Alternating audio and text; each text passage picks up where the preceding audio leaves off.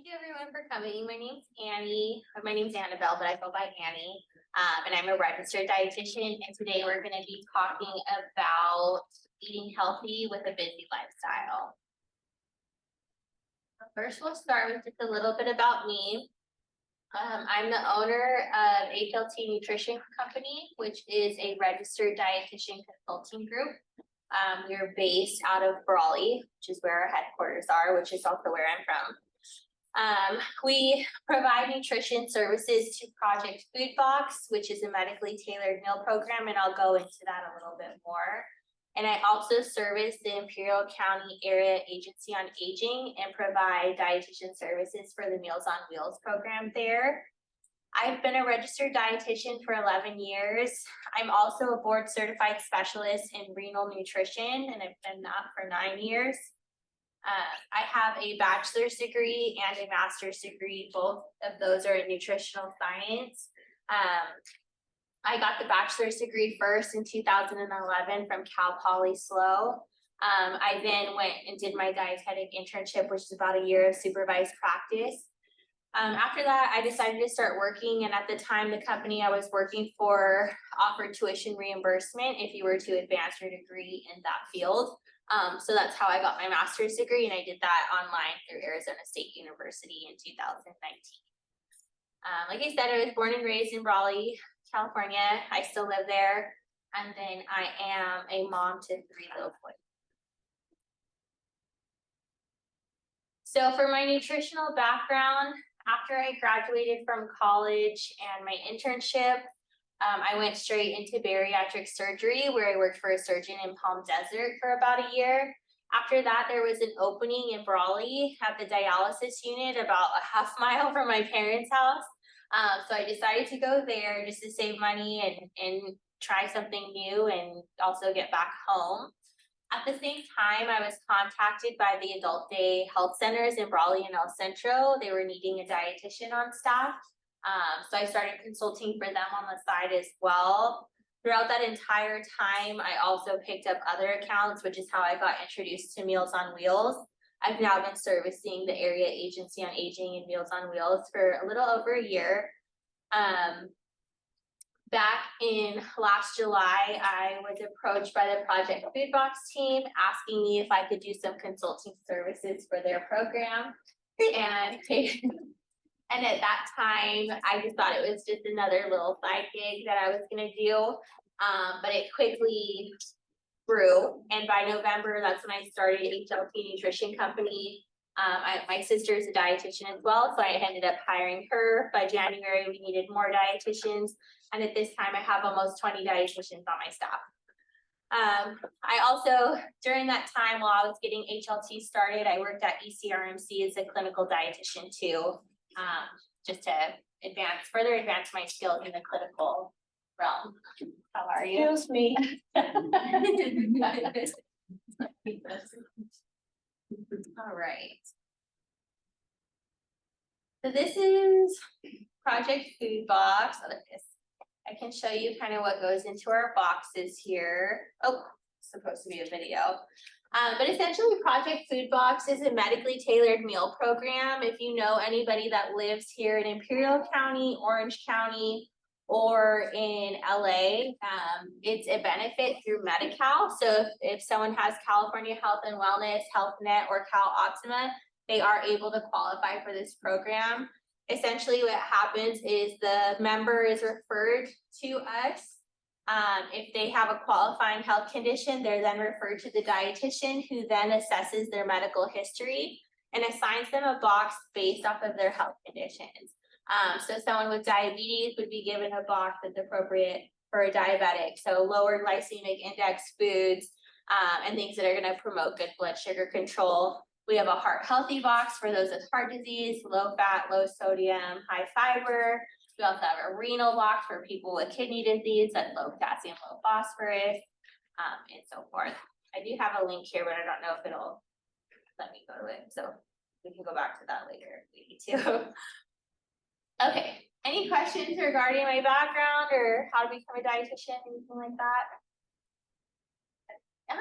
It was hard to like get to your master's and finish your master's? Like it was difficult, or there was something like challenging for you?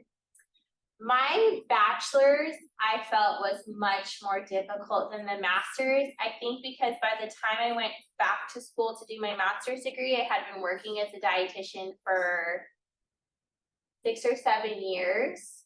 The most challenging part was at that time, I started it when I was pregnant with my first baby, and I finished it right before I had my second one. So I think just juggling, family and school and work and all of that was the hardest part. But by far, the classes in my master's were so much easier. And I think it's just because I'd been practicing that for so long. And I think at that point, I was more interested in what I was doing. So I could choose classes based off of where my interests were. And I did it wasn't a thesis, it was called an applied project on phosphorus, which I'm a specialist in renal nutrition. Phosphorus is my jam. So I felt like it really elevated my abilities in the clinic and working with that type of patient population as well. So that might have made it a little bit easier, but yeah, just the everyday challenges of school and just making sure that I was doing the best job for the patients that I was serving at that time alongside the school. I really wanted it to benefit me in the workplace. Okay, so today we're talking about eating healthy with a busy lifestyle, which is super relevant to college students. So I thought that we'd first start with the basics of a healthy diet. So a healthy diet contains protein, fruits and vegetables, mainly for those fiber benefits, whole grains, because we definitely want you getting additional fiber, and then those B vitamins, healthy fats, less sodium, and then adequate water intake. So what is protein? Is anyone familiar with the different types of proteins, or were you familiar with that beans, lentils, soybeans are all also considered a protein? Okay, perfect. So proteins are meats. So your standard beef, chicken, fish, pork, all of those count. The legumes, so beans, lentils, and soybeans. Nuts and seeds, almonds, peanuts, sunflower seeds, pumpkin seeds. Eggs and dairy, so whole eggs, egg whites, egg substitutes, milk, cheese, yogurt, cottage cheese, and other milk alternatives. And then there's also some other vegetarian proteins out there, so tofu, tempeh, meat, and meat alternatives, so like the Beyond Meat, and some of those other things, which most of them are made out of the legumes, but those are our protein sources. And then fruits and vegetables, again, we want fruits and vegetables because they have fiber and complex carbs in them. Is anyone familiar with the different types of fiber and why they're important? No? Okay. Did you guys know that there are 2 types of fiber? No. Okay. So there's 2 types of fiber. There's soluble fiber. So this is the fiber that they tell you helps promote healthy cholesterol and can also lower the blood sugar levels. This type of fiber, when it is put into your body, it essentially breaks down into like a gel-like substance. And that gel-like substance is what helps kind of move things through the bloodstream. This type of fiber is found in beans, carrots, apples, citrus fruits, and oats. The second type of fiber is insoluble fiber. This is the fiber that essentially doesn't digest when it's put through the GI tract. So this is the type of fiber that promotes regularity with your bowel habits. It can also promote a healthy weight, but because it doesn't digest, it stays whole in the GI system and makes you feel full, which can prevent you from overeating.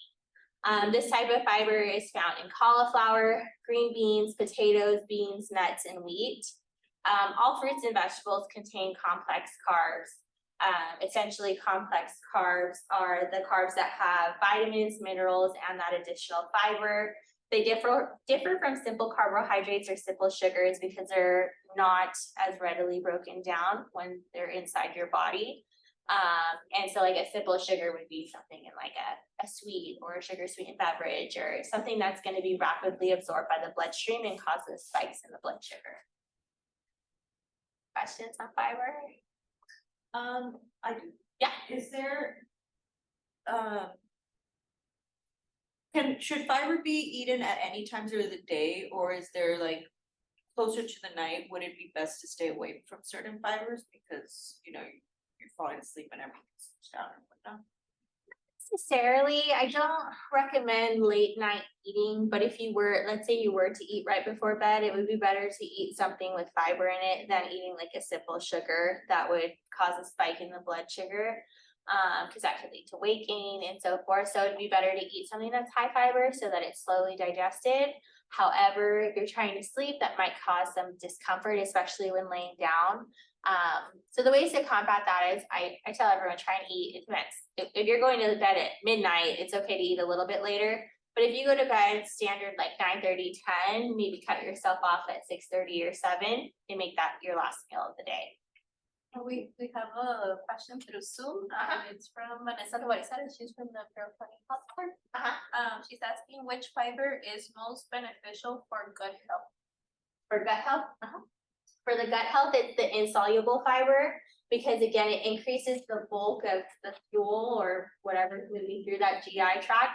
So it also helps your intestines contract regularly, prevents diverticulitis and orlosis and all of that stuff. So insoluble fiber. Although both are good for it. Is there limits of how much fiber you can have throughout the day or? So I have that actually on the next slide. So how much fiber should you eat? For men, it's 38 grams per day. For women, it's 25 grams per day. Most people do not eat that much. Like on an American diet, most people don't get to that. If you eat fruits and vegetables at every single meal and then also incorporate some of those whole grains, you should be able to get to that. That's a good question if you could eat too much. I would assume if you ate too much, it would just cause some not undesirable bowel issues. But like I said, most of us have a hard time getting to that 25 to 38 grams. Is there like a good way to, a good amount, let's just say, fiber? Like, let's just say 28, almost near 38 or.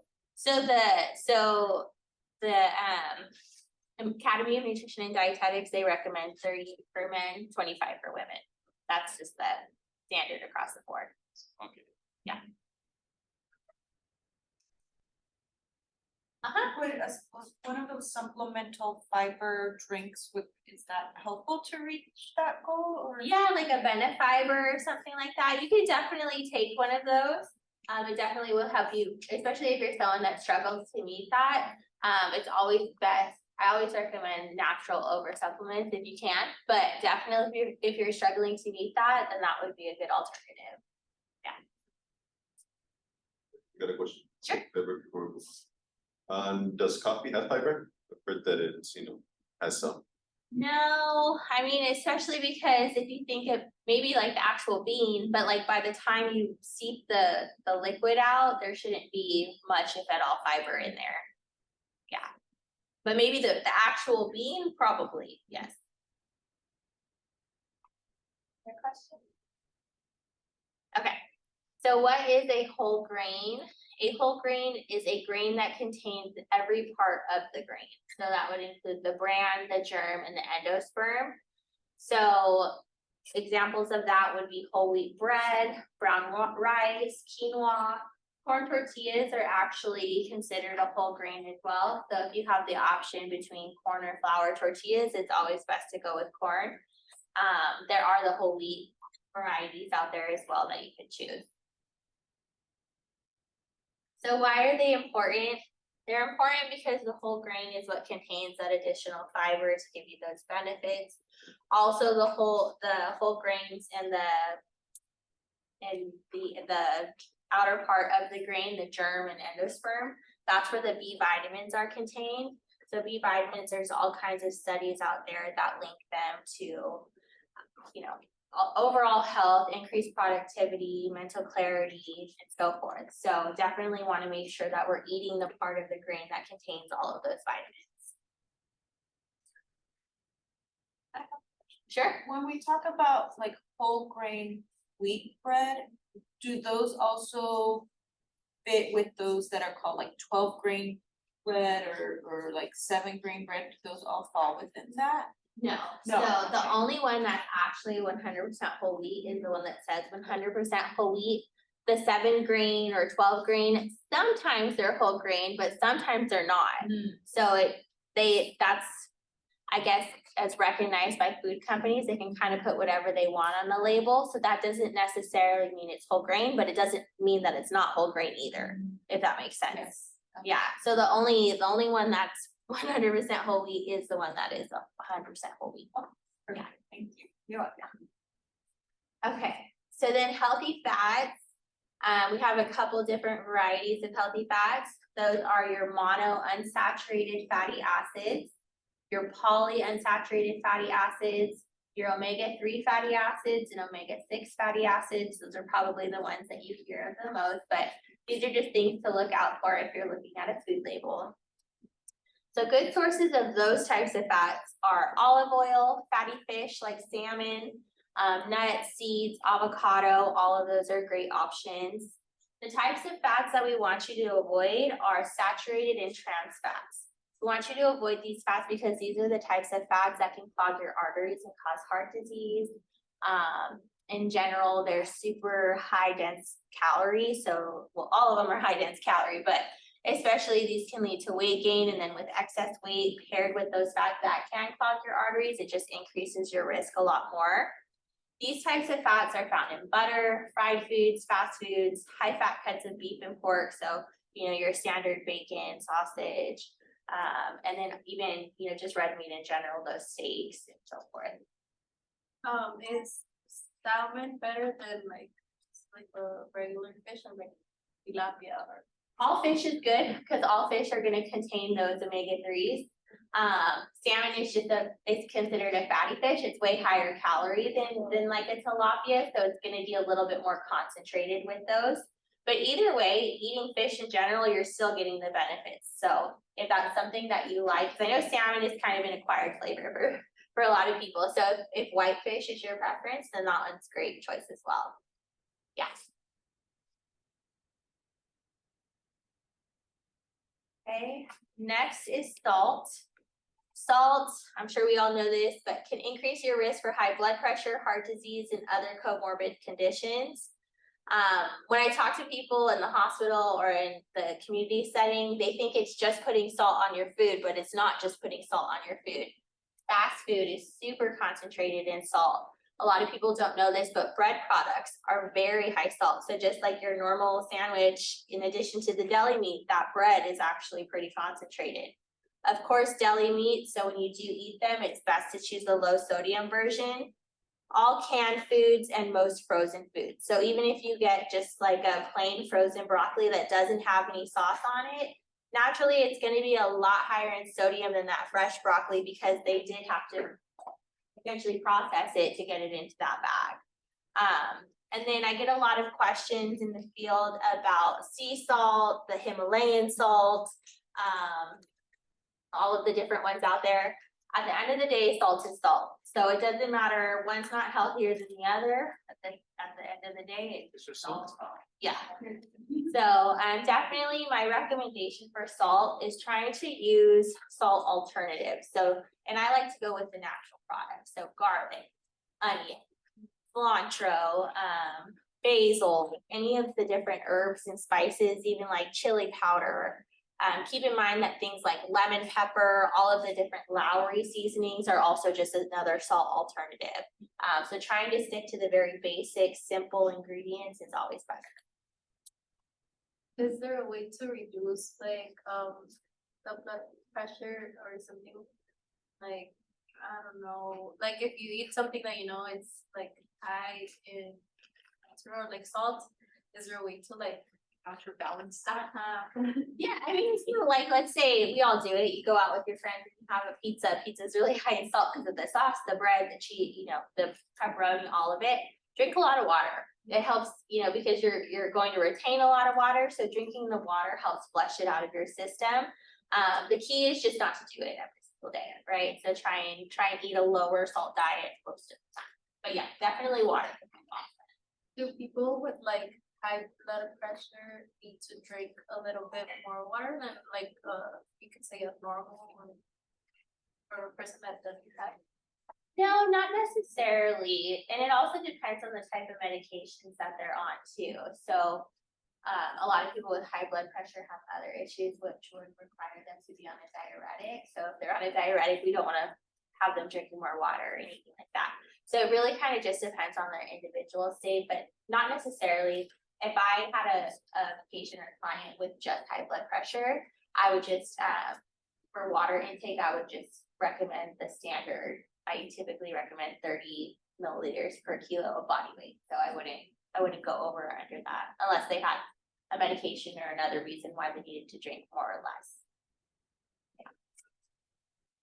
So I have blood pressure and I've been consuming some pills to lower it. But recently I stopped taking it, but the doctor told me to keep taking it. Yeah. And sometimes I wake up 100/60 Okay. or sometimes lower. Should I keep taking the pills or? If your doctor recommended you keep taking the pills, I would keep taking the pills. Yeah. But would there be like a risk of taking it?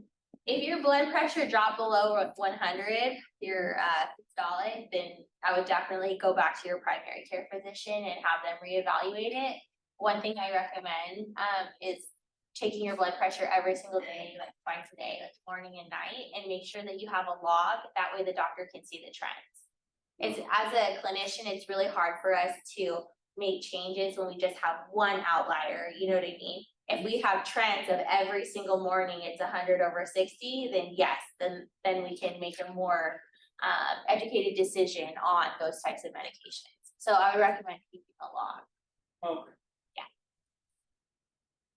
Uh-huh. Does water help flush out sugar, like salt? Not necessarily, yeah. No, I mean, I guess if you can definitely have more water in your bloodstream, which I guess would make your sugar read falsely lower than what it is, but not necessarily. It's not like you're gonna pee it out, if that makes sense. Yeah. Kind of like a random question, but is it true that when you are drinking alcohol, but you are drinking water at the same time, you can avoid like hangover? Yeah, most of the times the hangover is because we're dehydrated because alcohol is a diuretic. And then also just a lot of times when we drink alcohol, we don't eat as good. And so there's a lot of other things, toxins and stuff going on in there. So yes, so water can definitely help offset it because the hangover is usually due to dehydration. Yeah. Questions? Oh, yeah, what's your opinion on MSG? MSG, stay away from it. Stay away from it. Yeah. Yeah, I don't recommend it ever. Yeah. My grandfather, and I always stay with him, he always bought some sodas. So you get a glass, he put some soda in the glass, he put water on the glass. And him and his mind, he was saying, oh, I'm taking out the sugar with the water. I mean, you're definitely still hydrating because like most sodas contain quite a bit of caffeine, so it's also a diuretic. So he's staying hydrated, but it's not taking away the sugar. Yeah. That's funny. Okay. So when you're busy, how do you put all this together? How do you make it work? My number one recommendation is planning ahead and meal planning. Now, when I say meal planning, I don't mean those square containers of the same meal 3 times a day. I hate that. Huh? Meal prep? Meal prep. I don't like that. I don't think it's realistic. I don't think anybody can do that forever. I'd rather see you plan ahead, eat different things, make sure that food's such a comfort, and food, it does sometimes make your day better and stuff like that. So we should enjoy what we're eating without having to eat the same thing every single day or go overboard and eat bad every single day as well. And we'll go into that a little bit more. So I always recommend grocery shopping, trying to plan out your week, at least a couple meals a week, and try and go grocery shopping one time to pick up the items that you're going to need for those meals.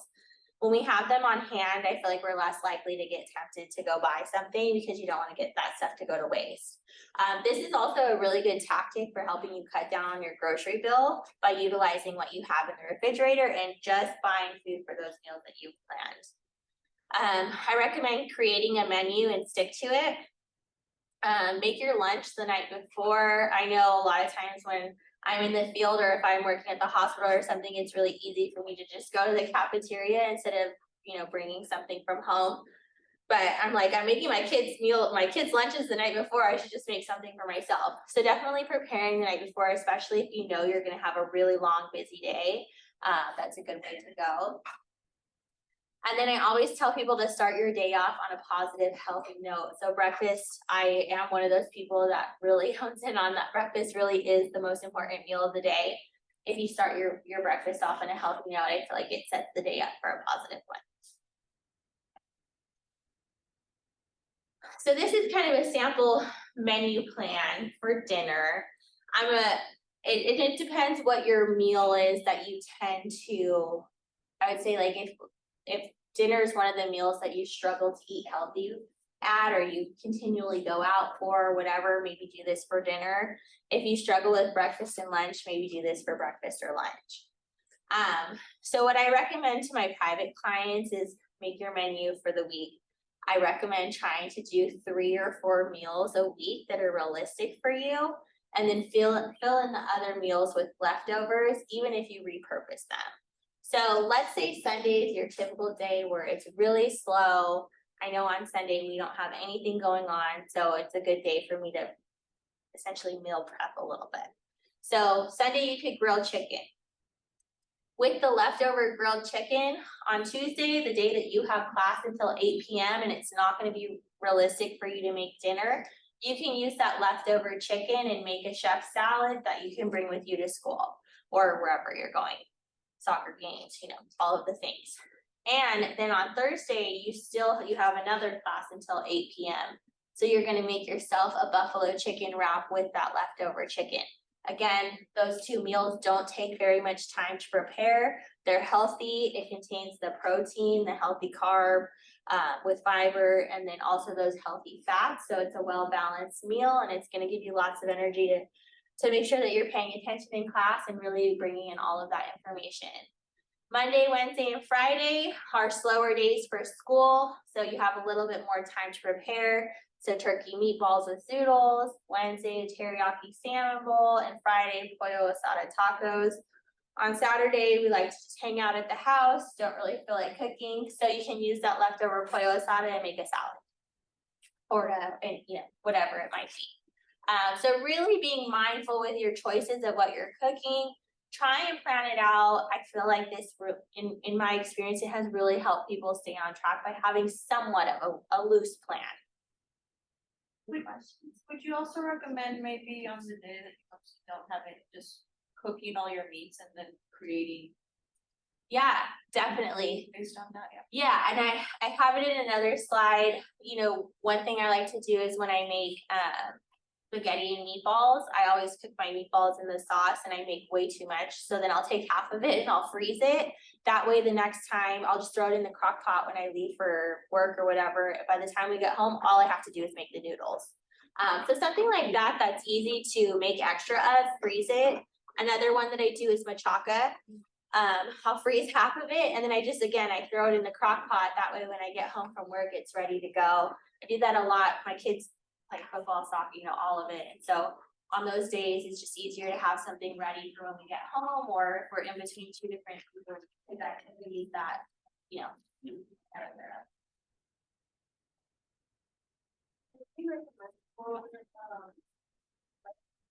If you're a breakfast person, like, what would you say at least have in the morning? Yeah. So you up for something. So I have that actually on our next slide. So what about when you're on the go? Especially breakfast tends to be really hard for a lot of us because we are on the go, you have limited time, you don't want to just grab whatever. I think it's the following slide. Do you care if I answer that when we get there? Okay, perfect. Okay, so when we're actually on the go, when we are in that busy schedule, my tips are to choose something that is quick, healthy, and easy to eat. Avoid turning to fast food, high calorie foods, high salt snack foods when you feel like you're starving. A lot of times we will not eat all day, especially in the case of breakfast. And then by the time lunch comes around, you're starving. I got to get something quick, and we turn to that bag of chips because that's the easiest thing that's laying around. So definitely want to avoid that. And quick meals don't have to equal unhealthy meals. So on the go breakfast, my recommendation again is to start your day off with a protein, a carbohydrate, and a fat. So I have some options on here that meet all of those recommendations. One of the quickest meals that you can do is a Greek yogurt with a high protein granola.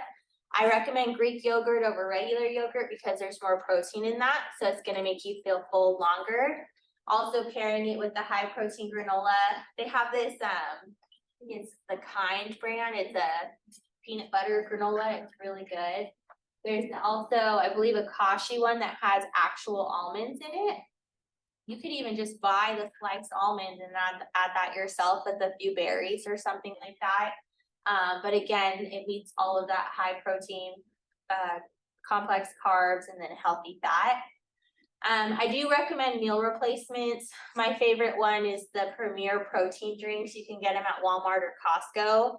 There's one on Amazon that I love. It's called MRM. They have a regular version and also a vegetarian vegan version. And I just think it tastes really good. Working with dialysis patients for all of those years, I've tasted almost all of the different supplements that you can think of, and those two are my favorite. Protein smoothies, I love those. I make these for my kids all of the time too. It doesn't necessarily have to have protein powder in it. A lot of times I'll just do a cup of regular milk or almond milk, a tablespoon of peanut butter, a few berries, and a little bit of ice, blend it up. That's a high protein thing that you can take on the go. Peanut butter toast. A lot of people overrate peanut butter toast, but peanut butter toast is a whole meal. Just get a piece of whole wheat toast, put some peanut butter on it. You can even add a little banana or strawberry or whatever you want to get that extra fiber and fruit in there. Egg sandwiches, they have like what are those? The English muffins. Just one egg on an English muffin with a piece of cheese or even like a turkey sausage or something like that is a great option. Egg burritos. I know you guys have probably all seen the things on Instagram where people make a million burritos and freeze them and then put them in the microwave. That's actually a really great idea. I've done it before. I haven't done it in a long time, but it saves you a lot of time. Sometimes my kids will get on a burrito kick, and so I'll make sure to have those readily available for them. Nowadays, they make those little oatmeals in the cup where all you have to do is add water. They even have some high protein versions. I've seen them at Walmart. So that is a great option. And the last one that I didn't put on here is a lot of people underrate cereal. So Cheerios, for example, with milk, you got your protein and carbs from the milk, a little extra carbs from the Cheerios, but it's whole grain. And it's only about 250 calories for a cup of Cheerios with milk, low-fat milk. So it's just something quick and simple. It doesn't have to be extravagant. A hard-boiled egg, a lot of things. For the protein powder, which one do you recommend? So I like it's on Amazon, it's MRM protein. That's my favorite one. I like the Premier protein drinks. They're pre-made, but any whey protein powder, whey is a little bit more readily absorbed by the body.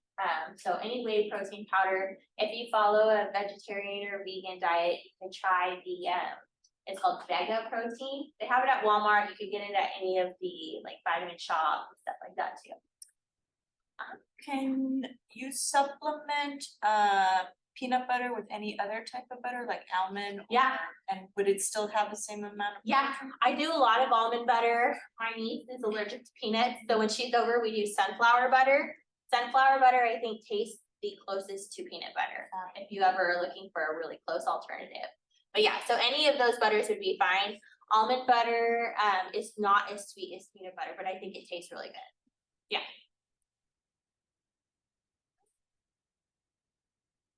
Okay, so on the go lunch. So lunch, especially if you're coming to school and you don't know if you're gonna be able to sit at a table or something like that, I recommend it to be quick, easy to eat anywhere, even if it's in your car, and high protein. So simple salads. I love chef salad. You could do the eggs, you could use chicken, you could use turkey, whatever it might be. Chicken Caesar salad has a little bit of Parmesan and then that grilled chicken. Even a taco salad, you could use any kind of ground beef, ground turkey. You could use leftover pollo asada. leftover machaca, you know, whatever it might be, put anything on there. You could even just do a vegetarian version with black beans and avocado or something like that. Sandwiches, I recommend trying to use chicken breast, or if you do choose those deli meats, just make sure it's a low salt version. Eggs are a great sandwich, great protein option. Tuna is a great option. Try and avoid those denser breads like croissants. Those are made with a lot of butter, so stay away from those. Hoagie rolls, you know, they're just gonna be higher in calorie. Then also bagels. A lot of people don't know this, and when I was in college, I remember learning this, and I was devastated because I used to eat bagels like every day. But a fourth of a bagel is one serving of carbohydrates. So when you eat the whole bagel, that's 4 servings of carbohydrates. And that's without the cream cheese. So stay away from the bagel. And then other options are wraps. I know sandwiches can get kind of boring sometimes, but putting it in a wrap helps change it up a little bit. At Vons and Walmart, they have those flat outs. They're only like 80 calories and they taste really good. They also have the actual wraps in the tortilla section. So you can utilize flatbreads or the whole wheat tortillas for an alternative to sandwiches. You could do a taco or a burrito. Just make sure that you utilize lean meat. So chicken, fish, lean beef. Avoid extra large burritos from fast food and other restaurants. I always think of like the burrito factory. So the burritos are like this big. So if you do one of those, just eat half, or you know, or share it with a friend, or save the other half for later, or something like that. Or I don't know if you guys have ever been to El Zarape and Imperial. Like literally the whole plate. It's a lot of food, but they're good, but not something we need to eat every day. I love those snack packs. So balance breaks. This could also be a really great breakfast. The one with the nuts and the cheese. Turkey cheese rolls, just stuff like that. Just kind of easy to grab, easy to eat foods. With the burrito factory being that big, would you say the same for like Subway for the foot long type of thing?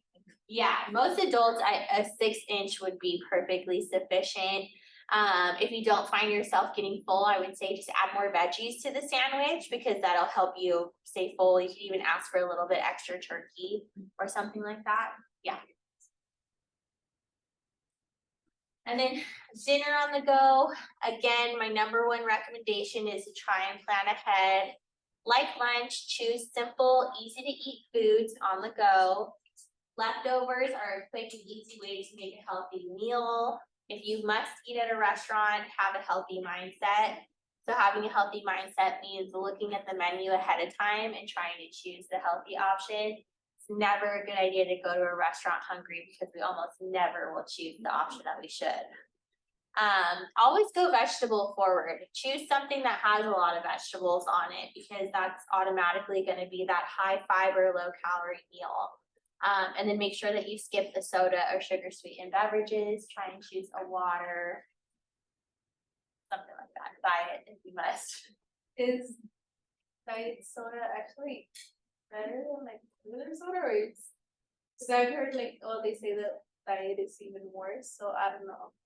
So the issue with diet soda is that it's artificial sweetener, and studies don't really show much because they haven't been around long enough for us to know exactly what they do to the body. Studies have shown that they can falsely release insulin, which could lead to weight gain and stuff like that. On the other hand, if you drink the soda, you're drinking all those extra calories. So it kind of just depends what your preference is. As long as the diet isn't something that you're drinking on a daily basis, then you should be fine. I would recommend diet over regular if you are only drinking it on occasion. That's just my personal preference, but there might be people out there that think otherwise. Okay. So time-saving measures for a home-cooked meal. So if you are planning on cooking, these are just some little tips that you can do. So utilize things like rotisserie chicken. You can grab it at the store. It's already cooked. You can throw it on a million different options and dishes and make it work. Try cooking in a crock pot, a pressure cooker, or air fryer. All of those ways of cooking just decrease the cooking time, which is really nice. Use healthy, ready-made proteins. So there's at like Costco, they have the pre-made lean meatballs. I use those. They're really good. You could also use, they have like pre-cooked chicken breasts or pre-cooked like almost I like those. yeah, they're pretty good. That's an easy thing to throw into a sandwich, on a salad, with a little bit of pasta, you know. Make sure you utilize those leftovers.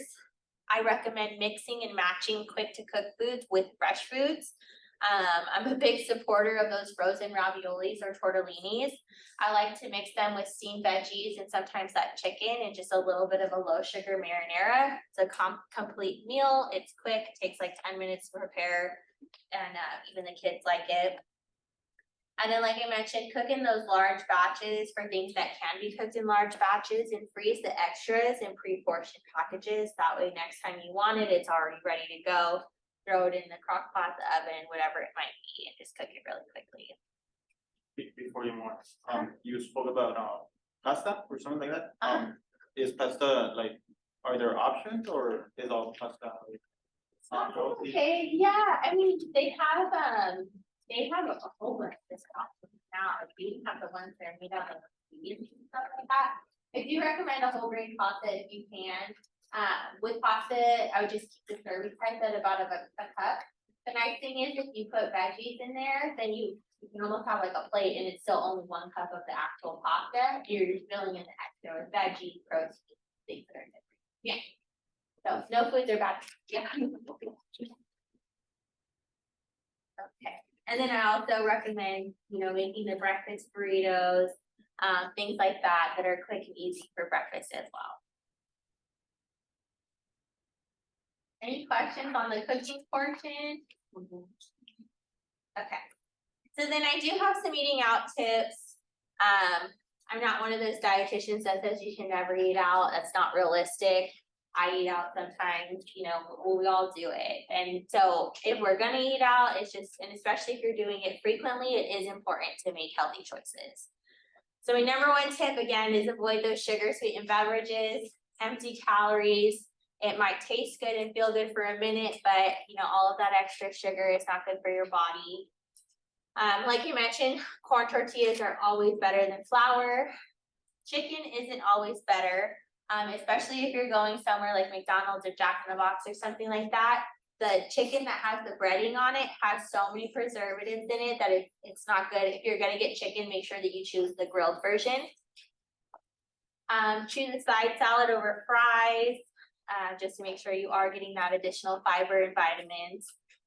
Ask for a to-go box. If you're at like a sit-down restaurant, most American restaurants serve us double portions than what we need. So by putting half of your food in the box before eating, it kind of takes away that temptation of overeating.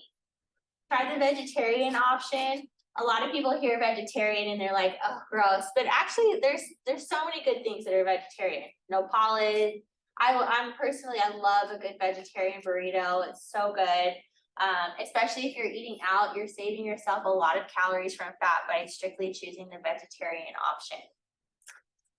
Simple typically equals healthier. I do another presentation where I do it for kids and I tell them to stay away from combination foods. When you get like a big sandwich and you don't know what's in there, or I mean, you know what's in there, but they can add a lot of extra things, mayo, cheese, you know, there's so many things in there and we don't know what it is. Opposed to getting like a plain cheeseburger, that's probably going to be a lot lower calorie than that sandwich with 1,000 ingredients. So again, or same with, I like to use the example of an enchilada versus a taco. A lot of times with a taco, we can kind of see everything that's on top of it. With an enchilada, we don't know what they put inside. We don't know how much oil they, you know, there's a million factors that can go into it. So typically simple is healthier. So it's always best to go with the simpler item. I recommend if you're out at a restaurant and looking at how something's prepared, baked, broiled, and grilled are always better than fried, pan-fried, and blackened. Blackened typically means that it's pan-fried in oil. So best options if you must eat out, and these are just some common places around Calexico, El Centro. So for Starbucks, they do have actually, and they've really expanded their menu. I looked at it today, since the last time I was there, but they have steel cut oatmeal, which is a great option. They have an eggs and cheddar protein box, which is also a really great option. The spinach feta and egg white wrap, and then the egg white and turkey bacon sandwich. All of those would be okay options if you are gonna eat out, or the best options of everything that I saw on the menu. For Jack in the Box, there is a Southwest salad with grilled chicken. Make sure that you get the dressing on the side. And then they also have a whole grain chicken fajita pita. That would be a great option too as well. Is it? I haven't tried it. It's really good, and instead of the fries, get the fried salad, so you get the extra. Yeah, veggies on it. that's It's really good. Oh, good. I'm glad to hear that. Yeah. For Subway, the oven roasted turkey sandwich on whole wheat bread. Definitely get the 6-inch. The 12-inch is a lot of carbohydrates. They also have no bready bowls with rotisserie chicken. They have a whole, you could do them with deli meats and stuff too, but the rotisserie chicken would probably be the lowest sodium option. So that's why I chose that one. El Pollo Loco actually has an entire Pollo Fit menu, so I put a picture of it on here. So they have a keto burrito that only is 510 calories. The chicken tortilla soup is a great option, and then they have a double chicken avocado salad that looks really good as well. So some other options. There's too many taco places around here to choose one, but just in general, if you go to a taco shop, a plain pollo asada taco, a salad with chicken, fish, or shrimp, or even that vegetarian burrito just to mix it up a little bit. If you can, ask for whole beans. I know like at Johnny's, when we go, we typically ask for a bean burrito with the whole beans and cheese. It's just a little bit healthier, doesn't have all those additives in there, which is a good way to go. Walmart and Vons have great selections for ready-to-go foods. So pre-made salads, they have pretty much every single flavor. They're really healthy. I do that a lot. Their deli section, I haven't been to the Walmart down here, but the one in Brawley in Walmart, they have a great deli where you can get sandwiches, pretty much anything you want. And they're made to order, so you can control what goes on that sandwich. So like I said, adding in those extra veggies and just getting the 6-inch, that way you can feel full from all of that fiber. Burgers and beer, getting a turkey burger or even a regular one, but get it with the side salad instead of getting it with the fries. They even do a lettuce wrap there if you want a lettuce wrap. If you prefer to have it fried over the bun or something like that. Burgers and beer has a really good chicken tortilla soup. My favorite thing on their menu is the cucumber chalupas. It's almost like ceviche on a cucumber. It's an appetizer, but it tastes really good. Which is another great point. When you go to restaurants, you can try ordering off of the appetizer menu since their portions are a little bit smaller. There's also the shake and wake. They have great smoothies and acai bowls, which are always a great healthy option that are very fruit forward. And I always say your best option is something that is fruit and vegetable heavy. So try and, one of my dietitian friends says water first, veggies most. And I love that quote that she always goes by, but it's really true. Drinking water and making sure that you're getting vegetables. So then I also, any questions regarding eating out? So best options for ready-made foods. So I just put a couple of things on here. I went on to Walmart's website to see what they had, but the Marie Callender's beef and broccoli bowl. There's the healthy choice meals are actually pretty decent, all of them, because they're pretty vegetable forward. But the chicken and vegetable stir fry was a great option. The grilled chicken marinara with veggies was good. That had a little bit of pasta in it, but it was still only around 250 calories. Amy's is good. It's a little bit more of the premier frozen items. But the organic roasted vegetable pizza, this one actually is vegan. It does not contain any cheese, which is a great option. And then there's the saffron road vegetable pad thai. That's actually made with tofu instead of chicken or anything else. So it automatically lowers the calorie count on there. When you are going the route of ready-made foods, my #1 recommendation is to check the food label. You wanna make sure that it's at least 15 grams of protein, cause that means that it's you're getting a good amount of protein from the meal. Ideally, and it's tough when you're getting frozen items, but if you can find something that's less than 500 milligrams of sodium, that would be ideal. Calories, just, try not to get anything that's 1,000 calories for something that's that big. I guess my recommendation is if you can keep it under 500, then it's pretty good. And then the types of fat, like we mentioned, you don't want to see any trans or saturated fats on the food label. So if you see that, run. That's my recommendation.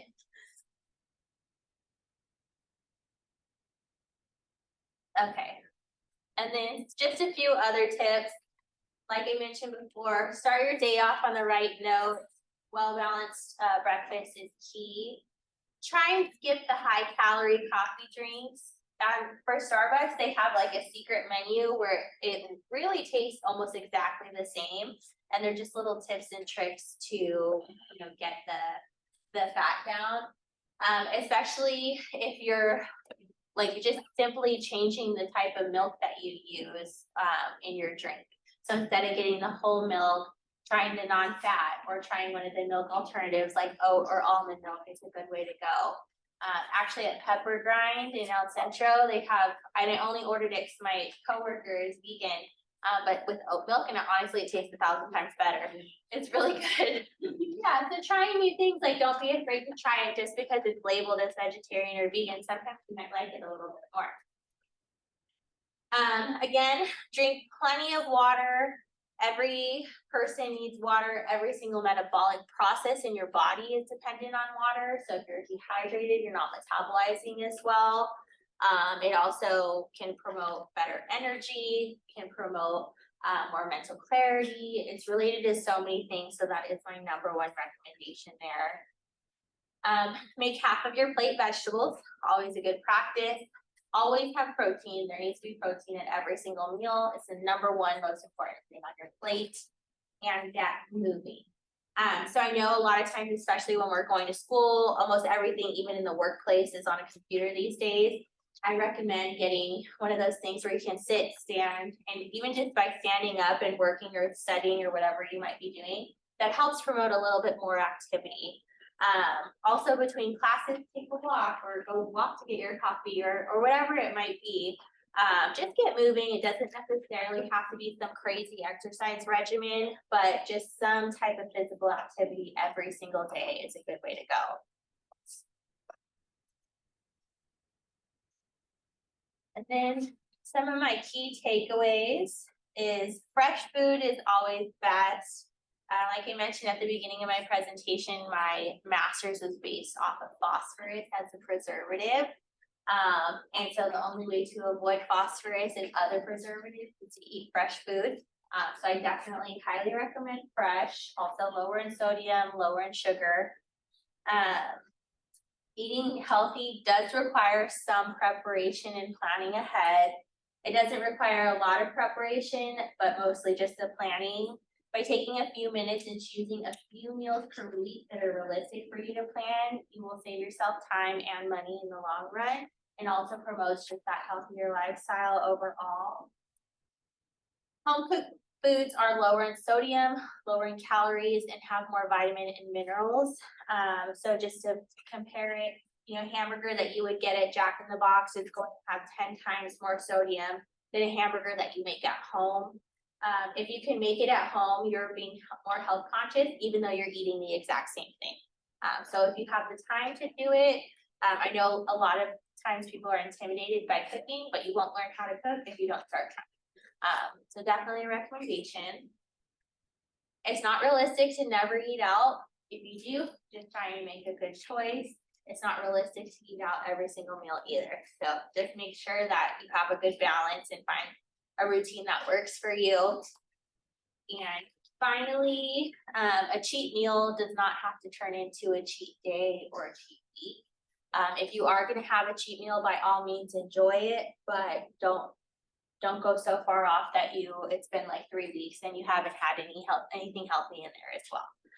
So definitely okay to indulge every once in a while, but get back on track as soon as you can. What is your opinion about supplements such as like a vitamin pill or matcha powder and all of that stuff? I think everyone should be on a vitamin, like a daily multivitamin. It's nearly impossible for you to get everything that you need through food, and then through food too, you might be eating enough, but it doesn't mean that your body's absorbing all of those nutrients. So I definitely recommend a vitamin, a multivitamin for everyone. I always recommend an omega-3 supplement for everyone too, just because it's really good for inflammation and then also heart health, and so forth. Matcha powders, some of the different ones like that, or there's some of the newer ones like CoQ10 and stuff like that. I'm not as big on. I'm more just like your solid vitamin mineral supplement. What is something you recommend to feel more active or energized, like to eat? To eat, just definitely making sure that you're eating definitely enough protein, hydration. A lot of us don't know that we're dehydrated. So I'm trying to think of like a good example, but it's about 30 milliliters per kilo of body weight. So if you take your weight and divide it by 2.2 and then multiply that by 30, that'll tell you how many milliliters of water you should be drinking per day. But yeah, definitely a lot of times hydration, just by staying hydrated, you'll notice a huge difference in your energy level.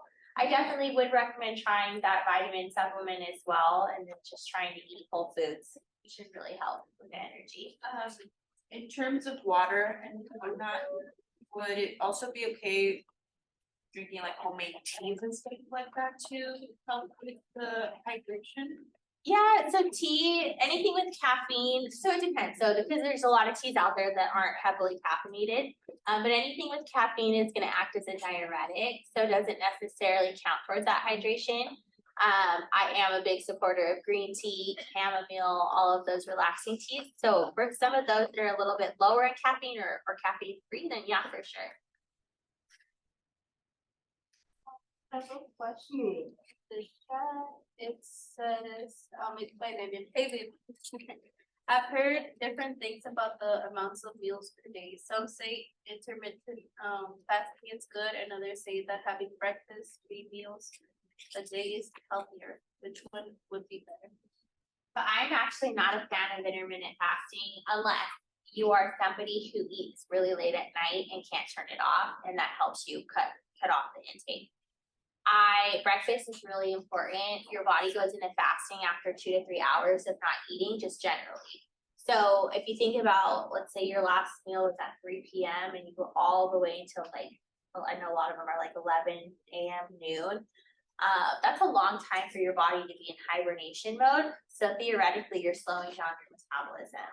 So I prefer, when I make my recommendations, I prefer 3 small meals and 1 to 2 small snacks per day, just so that you're feeding your metabolism and keeping it running at the most optimal rate.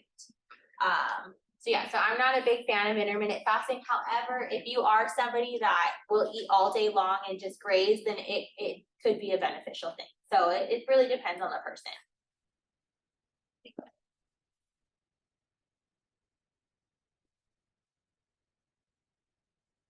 What number did you say right now for the water? I'm sorry. So for water, it is your body weight, and then divide that by 2.2, and then multiply it by 30. Unless you have, if you're on a diuretic or like on something else, or have kidney disease or heart disease or something, don't take that recommendation, because it's a lot less than that. But if you don't have any health issues, then yeah, that would be my recommendation. Body weight in kilos or body weight in pounds? Body weight in kilos. So we're taking your body weight in pounds and making it into kilos. So that's where the 2.2 comes from. Okay. Yeah. So if you know your body weight in kilos, just multiply it by 30. Okay. Yeah.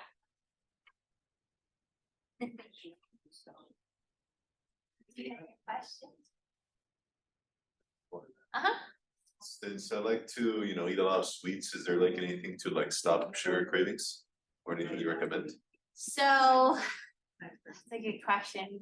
Not necessarily. I mean, I know like once you start cutting back, you theoretically shouldn't crave them as much. They say studies have shown about 2 weeks to totally kick the craving. So if you could go cold turkey for 2 weeks, maybe it might help, but yeah, I mean. People are kind of either salty or sweet, and that's kind of what you crave, so. Yeah, I would just maybe just try and cut back just a little bit, or, you know, if you have to do like one M&M to satisfy that craving, or whatever it might be, just to get you through. Yeah. Or choose like, okay, let's say you like chocolate, choose dark chocolate, it's better for you, has more vitamins, less fat. Yeah, so just choosing a healthier version.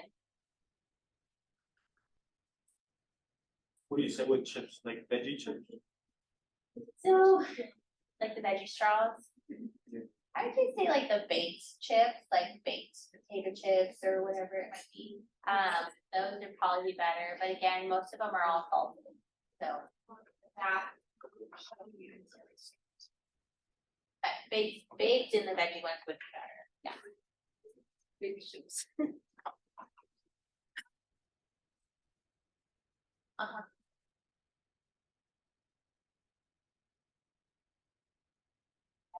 Yeah, okay, yeah. Okay. So we do have a couple prizes, so I'm gonna ask a few questions, and if whoever answers correctly will get a prize. For the students first. We'll keep quiet. Anyone remember what vitamins are really high in whole grains?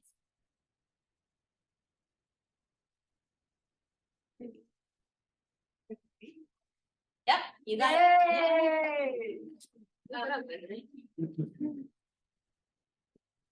And what would be a quick and ideal breakfast on the go that contains protein, healthy carbs, and fats? I think sandwich. Yep.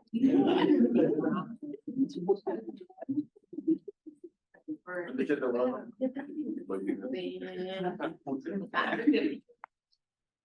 What is one of the foods that contains insoluble fiber? Yep. Nailed it.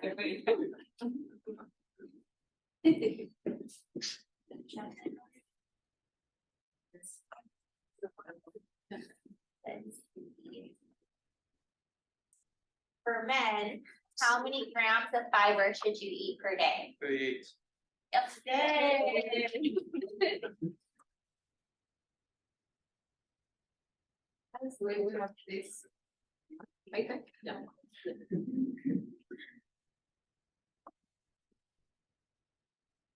When you're choosing a frozen or ready-made food, what is the goal for sodium? How many grams or less? Letters. Yep.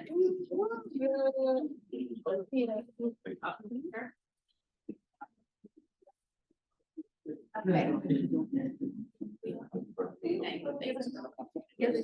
Do you guys have any questions? Do you guys have any more questions? That was amazing. Yay.